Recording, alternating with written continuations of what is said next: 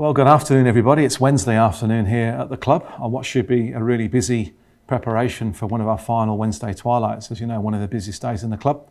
As you can see behind me, I'm up here in the Coasters Retreat and looking out over the marina. It's a pretty quiet and forlorn sight.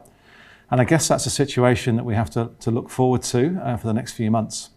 And so I wanted to reach out to you today just to let you know what the board are doing, what our view is of what's happened in the past and what's likely to come in the future.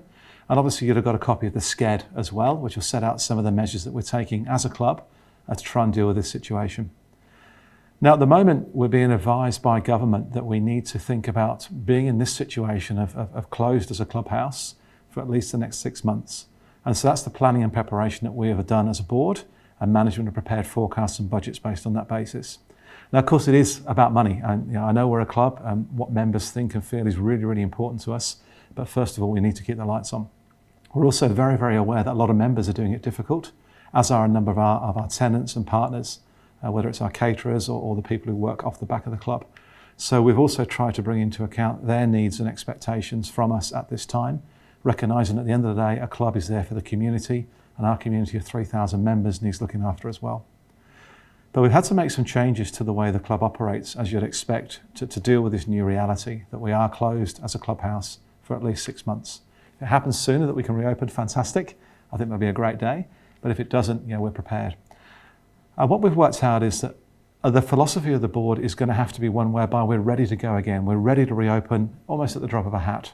So we want to make sure that the assets of the club, which are its people, the way it does things, its sailing program, and yes, the physical assets are just as ready as they can be to hit the go switch when we're allowed to reopen as a clubhouse. We're having to cancel all of our sailing, and so today I'm announcing the postponement for a year of the Ponant to Noumea, Sydney Noumea race. We're also postponing the Note Sydney Gold Coast race and our own winter series. We say postpone because maybe we can hold them later in the year, but certainly they won't be held while the clubhouse is closed and we're under these lockdown type situations.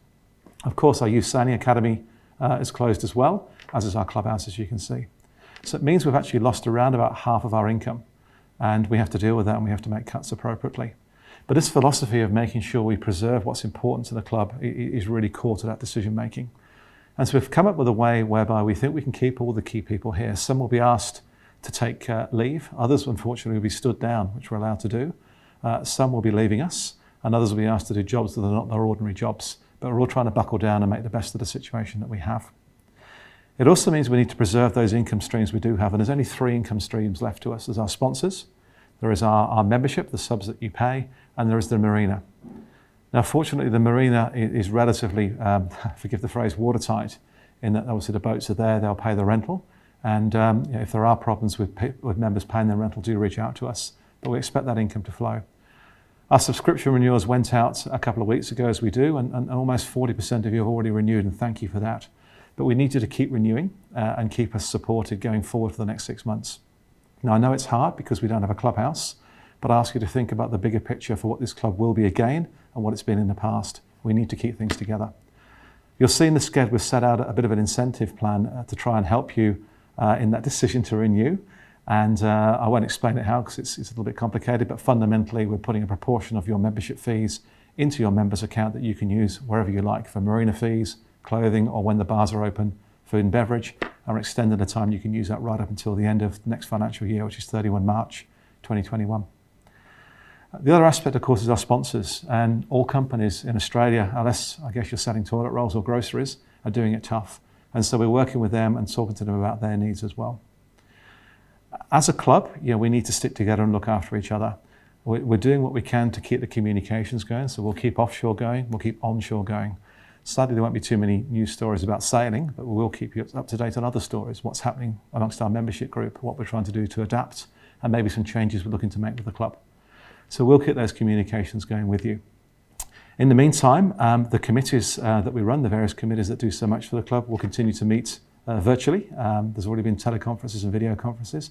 So we'll try and keep sort of the day-to-day activity of the club going as best as we possibly can without being physically close to each other. So that's all I've got for now. I hope the video update has given you a better summary of what we're trying to achieve and the philosophy behind what the board is trying to do. Please do reach out to us on the usual feedback channels. I've spoken with many members over the last 2 weeks, electronically and face-to-face. Face-to-face is now a bit hard, but we are keen to understand what your needs are and to do the best we possibly can for you. Thank you very much and stay safe.